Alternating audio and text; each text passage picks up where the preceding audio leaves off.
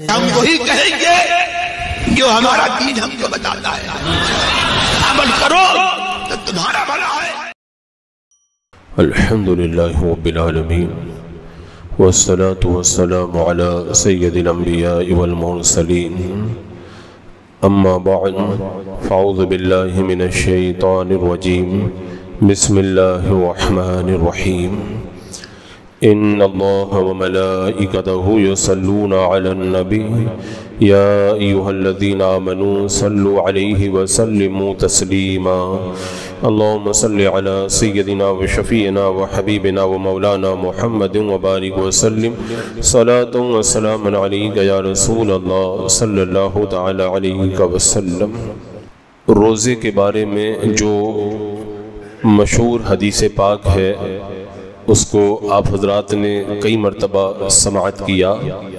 اس حدیث پاک میں جو ایک خاص درس ہمارے لیے چھپا ہوا ہے، ہمیں آج اس درس کا جائزہ لینا ہے۔ اور پہلے یہ حدیث پاک آپ سماعت کریں جو حضرت ابو ہریرہ رضی اللہ تعالیٰ عنہ سے روایت ہے۔ آقا کریم صلی اللہ تعالیٰ علیہ وسلم نے ارشاد فرمایا، الصوم لی وانا اجزی بی۔ اللہ تبارک و تعالیٰ فرماتا روزہ خالص میرے لیے ہے اور میں ہی اس کا بدلہ دوں گا۔ یہاں پہ تو یہ الفاظ ہیں میں ہی بدلہ دوں گا، اور بعض روایتوں میں اس کو مجہول بھی پڑھا گیا ہے اجزا بھی، تو اس وقت اس کا معنی یہ ہو جائے گا کہ روزے کا بدلہ میں ہی ہوں، یعنی جو بندہ روزہ رکھتا ہے گویا کہ وہ اللہ کو پا لیتا ہے، اللہ کی رحمتوں سے مل جاتا ہے وہ۔ تو یہ جو فرمایا کہ میں ہی اس کا بدلہ دوں گا، یہ الصوم لی کے الفاظ بتا رہے ہیں کہ اس کے اندر نیت کے خلوص کا درس چھپا ہوا، ورنہ جو بندہ عمل کرتا ہے، بندہ ایک نیکی کے بدلے میں 10 عطا کرتا ہے یا 70 عطا کرتا ہے یا 700 عطا کرتا ہے، لیکن روزے کے بارے میں کچھ نہیں فرمایا کتنا بدلہ دوں گا، صرف اتنا فرمایا میں ہی بدلہ دوں گا۔ تو یہ بدلہ اتنا بڑا جو روزے کا بتایا گیا ہے، اس کی وجہ کیا ہے؟ تو مفسرین فرماتے ہیں، شارحین فرماتے ہیں اس کی وجہ ہے نیت، یعنی روزہ بندہ رکھتا ہے یہ کوئی دکھانے والی چیز نہیں ہے، ایک دل کا پوشیدہ عمل ہے جو بندہ جانتا ہے، اس کا مولا جانتا ہے۔ تو جب یہ معاملہ اللہ اور اس کے بندے کے درمیان ہے تو اللہ تبارک و تعالیٰ اس کا بدلہ بھی بہت ہی بڑا عطا فرمائے گا۔ تو فرمایا روزہ میرے لیے ہے، تم اس ارادے کے ساتھ روزہ رکھو کہ اس کا مقصد صرف اللہ کی رضا ہے، سحری کرنا، افطاری کرنا، یہ سب چیزیں جو بھی ہیں صرف اللہ کی رضا کے لیے ہونے چاہیے۔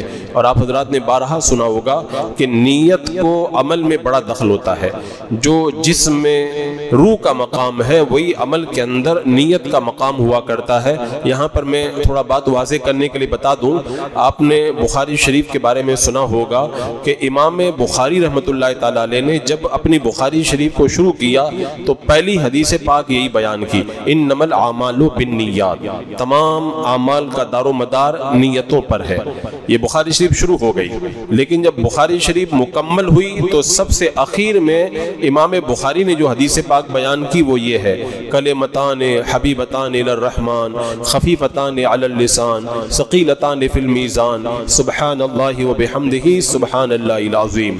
دو کلمے ایسے ہیں جو رحمان کو بہت پسند ہیں، زبان پر ہلکے ہیں، قیامت کے دن اعمال کے ترازو میں بھاری ہے، باوزن ہے، اور وہ دو کلمے کون سے؟ سبحان اللہ وبحمدہ سبحان اللہ العظیم۔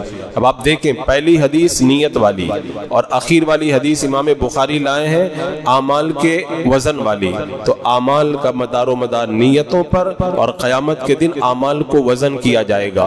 تو ان دونوں حدیثوں کو اول و آخر میں لا کر کے امام بخاری نے نیتوں کے خلوص کی طرف زبردست اشارہ فرمایا ہے۔ اور یہاں پر ایک اور بڑے مزے کی بات ہمارے علماء نے یہ فرمائی کہ یہ جو اعمال کا دار و مدار نیتوں پر ہے، یہ حدیث اتنی اہم حدیث پاک ہے کہ بڑے بڑے محدثین اپنی کتابوں میں اس کو تبرک کے طور پر لکھا کرتے تھے۔ حضرت عبد الرحمن بن مہدی کہتے ہیں اگر میں نے کوئی کتاب لکھی ہوتی نا تو اس حدیث کو میں ہر باب میں لکھتا، ہر باب میں لکھتا، یعنی نیت کا اتنا بڑا مقام ہے۔ اور امام ابو داؤد جو اپنے زمانے کے بڑے مشہور عالم ہیں جنہوں نے سنن ابو داؤد لکھی ہے جس میں 5274 حدیثیں آپ نے جمع فرمائی، وہ کیا کہتے ہیں، میں نے بہت حدیثیں پڑھی، بہت حدیثوں کا مطالعہ کیا، لیکن میرے علم کے مطابق 4 حدیثیں ایسی ہیں جو دین کی جڑ ہیں، دین کی اصل ہیں اور دین کی بنیاد ہیں۔ بندہ ان 4 حدیثوں پہ عمل کر لے تو اس کی نجات کے لیے کافی ہو جائے گا۔ یہ بات آپ سن لیں تاکہ یہ 4 حدیثیں جب آپ کو یاد رہیں تو آپ کو بھی ایک بہت بڑے محدث کے تجربات سے فائدہ اٹھانے کا موقع ملے۔ میں تبرک کے طور پر ان 4 حدیثوں کو یہاں پہ بیان کر دیتا ہوں کہ یہ 4 حدیثیں جس نے پڑھ لی، سمجھ لی، عمل کر لیا، اس نے گویا کہ کامیابی حاصل کر لی۔ اب جو محدث لاکھوں حدیثیں پڑھا ہو، ان حدیثوں میں جب چھانٹ کر کے 4 حدیثیں لے کر کے آ رہا ہے تو کتنی پائے کی حدیثیں ہوں گی، لیکن چونکہ ان کو سمجھنے کی ضرورت ہے، اب وقت نہیں ہے میں خالی تبرک کے طور پر ان کو بیان کروں۔ پہلی حدیث تو آپ نے سن لی، انما الاعمال بالنیات، اعمال کا دار و مدار نیتوں پر ہے، یہ پہلی حدیث۔ اس کے بعد میں دوسری حدیث، حضرت ابو ہریرہ کہتے ہیں اللہ کے رسول علیہ السلام نے فرمایا من حسن اسلام المرء ترکہ ما لا یعنیہ، کسی شخص کے اسلام کی خوبی یہ ہے کہ جس بات کا تعلق اس سے نہ ہو، یعنی فضول کام کو چھوڑ دے، وہ فضول بات کو چھوڑ دے۔ یہ حدیث بھی دین کی بنیاد کہی گئی۔ آج آپ دیکھیں ہم لوگ کتنی بربادی جو جھیل رہے ہیں فضول کاموں کی وجہ سے، ہمارا جس سے کوئی تعلق نہیں، نہ دنیا کا فائدہ نہ آخرت کا فائدہ، ایسی بات میں پڑھنے کا مطلب کیا ہوا؟ لوگوں کو آپ نے دیکھا ہوگا ایک دم بے مطلب کی باتوں میں پڑ جاتے ہیں، نہ دنیا میں کام آنے والی چیز ہے نہ آخرت میں کام آنے والی، تو بندہ ایسی باتوں کو چھوڑ دے۔ یہ دوسری حدیث۔ تیسری حدیث ہے لا یؤمن احدکم حتی یحب لاخیہ ما یحب لنفسہ، تم میں سے کوئی شخص مومن نہیں ہو سکتا جب تک کہ اپنے بھائی کے لیے وہ نہ پسند کرے جو اپنے لیے پسند کرتا ہے، یعنی جو اپنے لیے پسند کرتا ہے اپنے بھائی کے لیے بھی وہی پسند کرے۔ آج یہاں پہ تو معاملہ یہ ہے اپنی بات آتی ہے تو الگ اور پھر دوسرے مسلمان کی بات آتی ہے تو الگ۔ کون بندہ پسند کرے گا کہ میری بے عزتی کوئی کرے؟ تو جب ہم اپنی بے عزتی پسند نہیں کرتے تو کسی مسلمان کو کیوں بے عزت کرتے ہیں؟ جب ہم اپنا نقصان برداشت نہیں کرتے تو کسی مسلمان کا نقصان ہم کیوں کرتے ہیں؟ جب ہم اپنے لیے کسی ناپسندیدہ چیز کو گوارا نہیں کرتے تو کیوں مسلمان کے لیے اس چیز کو برداشت کرتے؟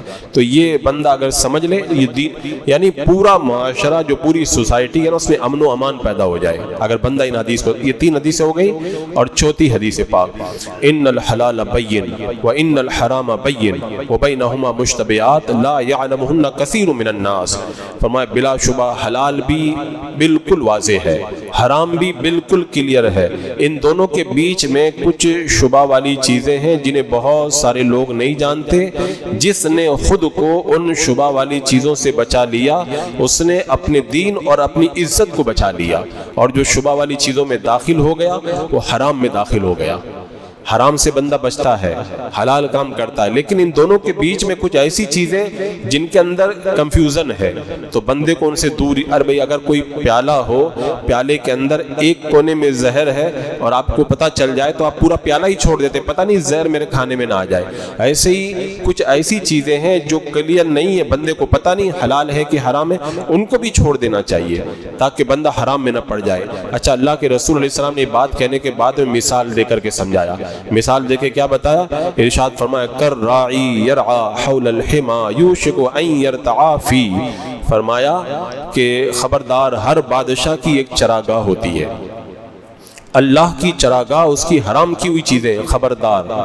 یعنی جب بادشاہ کی چراگاہ ہو اور کوئی آدمی اپنے جانور چراتا ہے تو بہت دور دور رہتا ہے، کہیں میرا کوئی جانور چھوٹ کر کے اگر بادشاہ کی چراگاہ میں چلا گیا تو میری تو موت آ جائے گی۔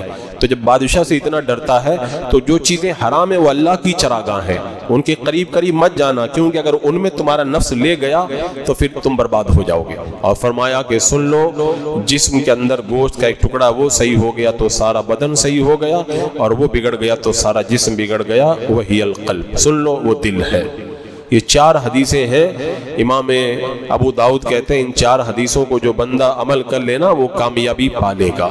تو میں یہ عرض کر رہا تھا کہ اس حدیث پاک کے اندر اخلاص کی تعلیم دی گئی، روزہ میرے لیے ہے، بندہ اس کو سمجھے۔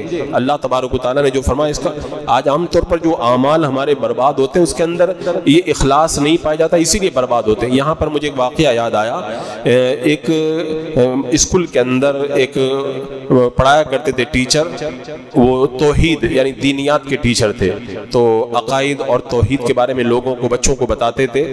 ایک مرتبہ سارے بچوں نے مشورہ کر کے استاد کو ایک اچھا سا طوطا لا کر کے گفٹ میں دے دیا۔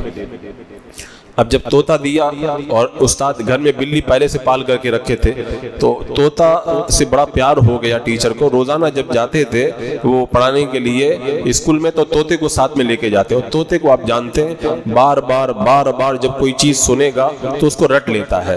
تو استاد توحید کے اوپر دلیلیں پیش کرتے تھے، لا الہ الا اللہ، اللہ ایک ہے، اور پھر دلیلیں پیش فرماتے۔ طوطے نے لا الہ الا اللہ بار سنا، طوطے کو یاد ہو گیا۔ اب کوئی بھی، اور طوطا کچھ بولتا ہی نہیں تھا، کچھ بھی طوطے کو چھیڑو کہتا تھا لا الہ الا اللہ۔ اور طوطے کی عادت ہوتی ہے جو رٹ لیتا ہے تو پھر وہ رٹ لیتا ہے، وہ بھولتا نہیں ہے۔ ایک دن استاد بیٹھ کر کے کلاس میں رونے لگے۔ سارے اسٹوڈنٹ نے پوچھا کہ آپ رو رہے ہیں، بات کیا ہے؟ کہنے لگے کہ میرا طوطا مر گیا۔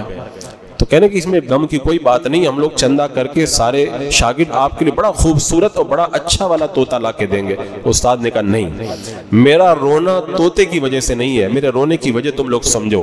میرے رونے کی وجہ یہ ہے کہ میرا طوطا ہر وقت کہتا تھا لا الہ الا اللہ، لا الہ الا اللہ۔ وہ خالی زبان سے کہتا تھا، رٹ لیا تھا، وہ لا الہ الا اللہ کو جانتا ہے، اس کے دل میں تو تھا نہیں۔ تو بلی نے جب میرے طوطے پہ حملہ کیا تو طوطا لا الہ الا اللہ بھول گیا اور چلانے لگا۔ تو طوطے کا جب میں نے حشر دیکھا تو پھر مجھے یہ سوچ کر کے رونا آ رہا ہے، ہم لا الہ الا اللہ کہتے ہیں لیکن اس کے تقاضوں پہ عمل نہیں کرتے، یہ کلمہ ہمارے دل میں نہیں اتر پاتا۔ موت کے وقت میں جب حضرت ملک الموت آئیں گے تو یہ زبان کی جو چیز ہوتی ہے نا، وہ پھر غم کے وقت میں بندہ بھول جاتا۔ کہیں ایسا نہ ہو کہ وہ صدمے کا وقت دیکھ کر کے ہم لا الہ الا اللہ بھول جائیں اور ہمارے دل میں جو غلط چیزیں ہیں وہ نکل کر کے باہر آنے لگ جائے۔ یہ سوچ کر کے میں رو رہا ہوں کہ جو طوطا زبان سے لا الہ الا اللہ کہتا تھا دل میں نہ اتار پایا تو موت کا وقت آیا تو سب بھول گیا۔ تو کہیں موت کے وقت میں ہم لوگ کلمہ نہ بھول جائیں اور ہمارا ایمان ضائع نہ ہو جائے۔ تو بندہ جب اخلاص سے کام نہیں کرتا، صرف زبان سے اور صرف لوگوں کو دکھانے کے لیے یا اپنے دنیا کے فائدے کے لیے کرتا ہے نا، اس کا کوئی معیار نہیں ہوتا ہے، وہ کبھی بھی ختم ہو جاتا ہے۔ تو استاد نے چند جملوں کے اندر اپنے شاگردوں کو بڑی پتے کی بات بتا دی، اور بندہ اگر اخلاص سے کام لیتا ہے تو یہ حدیث پاک آپ دیکھیں، ان اللہ کتب الحسنات والسیئات، اللہ تبارک و تعالیٰ نے نیکیاں اور برائیاں مقدر کر دی ہے، اور پھر انہیں صاف صاف بیان بھی کر دیا ہے۔ جس کسی نے نیکی کا ارادہ کیا وہ نیکی نہ کر سکا تو اللہ تبارک و تعالیٰ اس کے لیے ایک مکمل نیکی کا بدلہ لکھ دیتا ہے۔ نیکی کیا نہیں ہے، ارادہ کیا ہے، تو ارادہ کرنے کی وجہ سے ایک نیکی اللہ تعالیٰ عطا فرما دیتا ہے، اور اگر اس نے ارادے کے بعد کر لیا تو اللہ تبارک و تعالیٰ اس کے لیے اپنے یہاں سے 10 گنا سے لے کر 700 گنا تک نیکیاں لکھ دیتا ہے۔ نہ کرے، صرف ارادہ کرے، ایک نیکی کر لے اور اللہ 10 گنا بھی دے دیتا ہے، 700 گنا۔ آپ بولیں 10 دے گا کہ 700 دے گا؟ اصل میں وہ نیت کا اعتبار ہے، کچھ لوگوں کو 10 مل جاتی ہے، کسی کو 100 مل جاتی ہے، کسی کو 700۔ اس کے بعد کی بات سنیں، جس نے کسی برائی کا ارادہ کیا اور اس پر عمل نہیں کیا تو اللہ تبارک و تعالیٰ اس کے لیے بھی ایک نیکی لکھ دیتا ہے۔ برائی کا ارادہ کیا اللہ نیکی لکھ دیتا، مطلب یعنی برائی کا ارادہ کر کے نہیں کیا نا، برائی سے بچ گیا نا، اس لیے اللہ تعالیٰ ایک نیکی لکھ دیتا ہے، اور اگر اس نے برائی کو کر لیا تو پھر اس کے یہاں ایک برائی لکھی جاتی ہے۔ تو آپ دیکھیں نیت کا کتنا دخل ہے، نیکی کا ارادہ کرتے ہی لکھ دیا، اور برائی کا ارادہ کر کے نہ کیا نا، اللہ تعالیٰ تب بھی اس کو وہ نیکی عطا فرما دیتا ہے۔ تو الصوم لی، روزہ میرے لیے ہے، اس کے اندر اخلاص کی تعلیم آپ دیکھیں۔ ایک حدیث پاک میں نے پڑھی، اس کو سن کر، اس کو پڑھ کر کے مجھے بڑا لطف آیا۔ بہت سی مرتبہ ایسا ہوتا ہے نا کہ آدمی سوچتا ہے کہ آج میں تہجد کی نماز میں اٹھوں گا، بہت سے لوگوں کے ساتھ ہوتا ہے، لیکن جب سو جاتے ہیں تو اٹھ نہیں پاتے۔ اب دیکھیں نیت کا فائدہ، آپ دیکھیں حدیث پاک میں ہے، اگر کوئی بندہ سوتے وقت میں یہ نیت کر لے کہ تہجد پڑھنے کے لیے اٹھوں گا، لیکن آخری پہر میں نیند کا غلبہ ہو گیا، اٹھ نہیں سکا، اور اللہ تبارک و تعالیٰ اس پر اتنا کرم کرتا ہے کہ جو اس نے تہجد کی نیت کی تھی تو نیت کی وجہ سے اللہ اسے تہجد کا ثواب عطا فرما دیتا ہے۔ یہ حدیث پاک کے الفاظ ابو درداء کہتے ہیں، من اتا فراشہ، جو شخص اپنے بستر پہ آئے، وہ ینوی ان یقوم، اور وہ ارادہ رکھتا ہے کہ رات کو اٹھ کر کے نماز پڑھے، فیصلی من اللیل فغلبته عینہ حتی یصبح، پھر اسے ایسی نیند آ گئی کہ صبح ہو گئی، کتب لہ ما نوی، تو اس کا ثواب اس کی نیت کے مطابق لکھ دیا جاتا ہے۔ تو سو گیا، تو پھر سو گیا تو کیسے ثواب لکھ دیا جاتا ہے؟ آگے کے بعد بھی بڑے مزیدار فرماتے ہیں، وَكَانَ نَوْمُهُ صَدَقَةً عَلَيْهِ مِن رَبِّهِ، اور اس کا سونا اس کے رب کی طرف سے اس پر صدقہ ہو جاتا ہے، یعنی اللہ نے نیند کو اس کے لیے صدقہ بنا دیا، اور جو نیت تھی اس کا ثواب اللہ نے اس کو تہجد کا عطا فرما دیا۔ ایسے ہی حدیث پاک میں ہے، کچھ لوگوں کا آپ نے دیکھا ہوگا ابھی رمضان میں خاص طور سے جو بے نمازی بھی نمازی بن جاتے ہیں، بہت دوڑ بھاگ کر کے مسجد میں آتے ہیں اور جماعت نہیں مل پاتی ہے، تو ان کو افسوس ہو جاتا ہے کہ میں تو جماعت کے لیے مسجد میں آیا تھا، گھر پہ نماز نہیں پڑھا لیکن جماعت نہیں مل پائی۔ نیت کا آپ اثر دیکھیں، سنن ابو داؤد کی حدیث پاک ہے، من توضأ فاحسن وضوء، کہ جس نے وضو کیا اور اچھی طرح وضو کیا، ثم راح، اور پھر اس کے بعد میں مسجد کی طرف چل پڑا، فوجد الناس قد صلوا، جب مسجد میں پہنچا تو پتہ چلا کہ لوگوں نے تو نماز پڑھ لی ہے، لوگ نماز پڑھ چکے ہیں، تب اس کو غم تو ہوگا نا، لیکن سنے میرے آقا فرماتے ہیں اعطى اللہ ذل وعز مثل اجر من صلاها وحضرها لا ينقص ذلك من اجرهم شيئا، تو اللہ تبارک و تعالیٰ اسے بھی جماعت میں شریک ہونے والوں کی طرح ثواب عطا فرما دیتا ہے، اور جماعت سے نماز ادا کرنے والوں کے ثواب میں کوئی کمی بھی نہیں ہوتی ہے۔ گھر سے جماعت کے ارادے سے نکل گیا، اسی لیے فرمایا کہ جب نماز کے لیے آؤ تو دوڑنا نہیں چاہیے، تم پہنچ گئے تو ٹھیک ہے، نہیں پہنچ پائے تو اللہ تعالیٰ تمہیں ویسے ہی اجر و ثواب عطا فرما دے گا۔ اور اس کے بعد میں ایک نیت پر ایک اور یہ حدیث پاک حضرت عائشہ رضی اللہ تعالیٰ عنہ بیان کرتی ہے، یہ قیامت کی نشانیوں میں سے حدیث پاک ہے۔ انشاءاللہ میں جلدی قیامت کی نشانیوں کا بیان شروع کروں گا، کیونکہ میں دیکھ رہا ہوں کہ بہت زیادہ اس بات کی ضرورت محسوس کی جا رہی ہے، قیامت کی نشانیوں کے حوالے سے لوگ بڑے کنفیوژن کا شکار ہیں۔ انشاءاللہ میں اس کو عرض کروں گا۔ یہاں پہ یہ نیت کے حوالے سے جو قیامت کی نشانی ہے اس کو دیکھیں۔ میرے آقا علیہ السلام نے فرمایا قیامت کے قریب ایک لشکر خانہ کعبہ پر چڑھائی کرے گا۔ یہ تو آپ کو معلوم ہے کہ قیامت سے پہلے خانہ کعبہ کو توڑ دیا جائے گا، بالکل زمین کے برابر کر دیا جائے گا، تو قیامت کے قریب ایک لشکر کعبہ پہ چڑھائی کرے گا۔ جب وہ مقام بیضا میں پہنچے گا تو اول سے لے کے آخر تک سب کو اللہ زمین میں دھسا دے گا۔ تو حضرت عائشہ کہتی ہے میں نے پوچھا یا رسول اللہ کیف یخسف باولین وآخرین، یا رسول اللہ اول سے لے کے آخر تک زمین میں کیوں دھسا دیا جائے گا؟ وفیہم اسواق ومن لیس منہم، ان کے اندر بازار بھی ہوں گے، وہ لوگ بھی ہوں گے جو اس لشکر والوں میں نہیں ہیں۔ یعنی حضرت عائشہ نے کہا رسول اللہ سب کو کیوں دھسایا جائے گا؟ جو مجرم ہیں وہ دھس جائیں، ان میں کچھ لوگ بے قصور بھی تو ہوں گے۔ تو میرا آقا علیہ السلام نے فرمایا ہاں سب کو دھسا دیا جائے گا اول سے لے کے آخر تک، اب رہ گیا جو مجرم نہیں ہے، فرمایا ثم یبعثون علی نیاتہم، پھر وہ اپنی نیتوں کے مطابق اٹھائے جائیں گے۔ قیامت کا دن ہوگا نا تو جو مجرم نہیں تھے اللہ تعالیٰ ان کو نیتوں کے مطابق اٹھائے گا اور اچھی نیتوں کا انہیں اچھا اجر عطا فرمائے گا۔ آج ہمارے معاشرے میں نیت کی اہمیت کو سمجھا نہیں جاتا ہے، یا صوم و لی کے جو الفاظ ہیں نا یہ نیت کی اہمیت کو سمجھا رہے ہیں۔ یہاں پر ایک بڑی لذیذ بات مجھ کو یاد آئی کہ حضرت خالد بن ولید رضی اللہ تعالیٰ عنہ کا نام آپ لوگوں نے سنا ہوگا، جہاں جاتے تھے فتح ان کے قدم چومتی تھی، اور تو آپ دیکھیں جب یہ ایمان نہیں لائے تھے کافروں کی طرف سے لڑنے کے لیے آئے تھے اور ادھر مسلمانوں کا لشکر تھا، اس وقت بھی احد کے میدان کے اندر جو بازی پلٹ گئی تھی، کافر جو ہار گئے تھے دوبارہ جیتے تھے، وہ بھی حضرت خالد بن ولید کی وجہ سے، وہی تو پیچھے سے چکر کاٹ کے آئے تھے اور مسلمانوں پہ پیچھے سے انہوں نے حملہ کیا تھا۔ تو حضرت خالد بن ولید کو اللہ تعالیٰ نے ایسی تلوار بنایا تھا جدھر جاتے تھے فتح ان کے قدم چومتی تھی۔ تو حضرت عمر فاروق رضی اللہ تعالیٰ عنہ کی بارگاہ میں کہا گیا حضور لوگوں کا یہ خیال ہے کہ جو بھی فتوحات ملتی ہیں خالد بن ولید کی وجہ سے ملتی ہے۔ اب حضرت عمر رضی اللہ تعالیٰ عنہ نے جو سنا نا خط لکھوایا حضرت خالد بن ولید کے نام میں، اور خط لکھ کر کے دیا، اور خالد بن ولید کو جا کر کے جب دیا گیا انہوں نے پڑھا تو اس میں لکھا ہوا تھا تمہیں چیف کمانڈر کے عہدے سے ہٹایا جاتا ہے، اور جو خط لے کر کے آئے ہیں ان کو چیف کمانڈر بنایا جاتا ہے۔ اب آپ کی مرضی ہے، آپ چاہیں تو عام سپاہی بن کر کے ان کے ساتھ میں جہاد کریں، اور اگر آپ چاہیں تو مدینہ منورہ چلے آئیں۔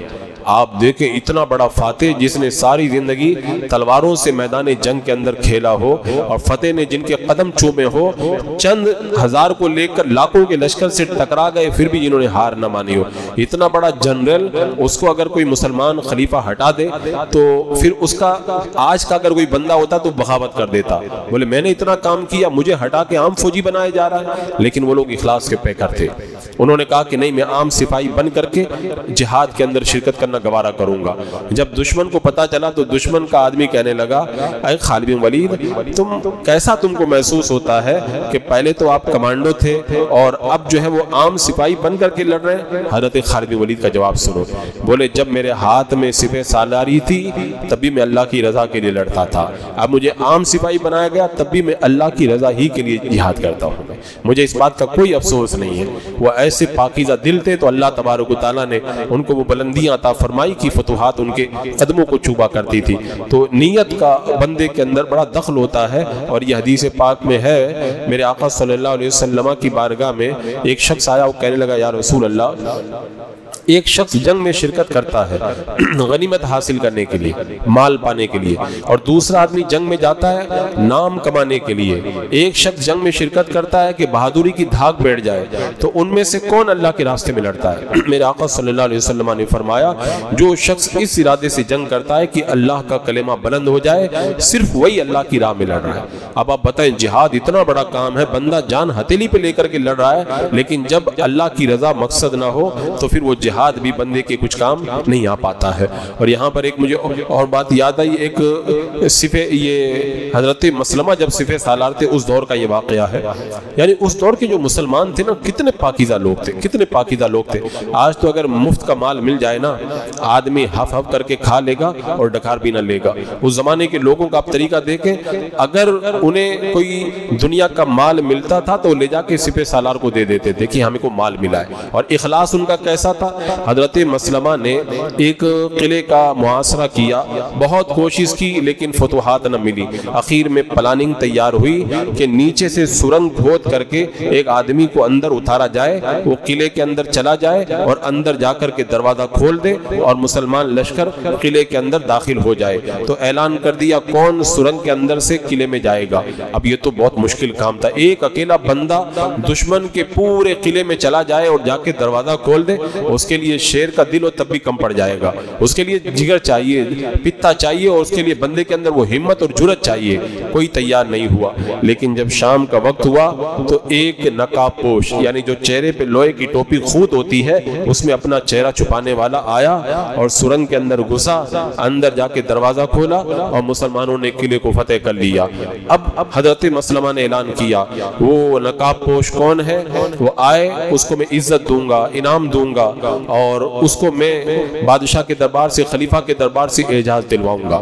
اعلان کیا، کوئی آنے کے لیے 3 دن تک اعلان ہوتا رہا۔ آج تو بندہ ایک چھوٹا سا کام کر لیتا ہے نا، کہتا میں نے یہ کیا ہے، اور جنہوں نے اتنا بڑا کام کیا تھا وہ اپنا نام تک بتانے کے لیے تیار نہیں۔ اخلاص دیکھیں، 3 دن تک اعلان ہوتا رہا، کوئی نہیں آیا، کوئی نہیں آیا۔ آخر میں حضرت مسلمہ نے کہا میں قسم دے کے کہتا ہوں جو بھی بندہ ہے مجھ سے آ کے ملاقات کر لے، میرے خادم سے مل لے، جب چاہے میرے پاس آ جائے، میں اس سے ملاقات کرنے کے لیے تیار ہوں۔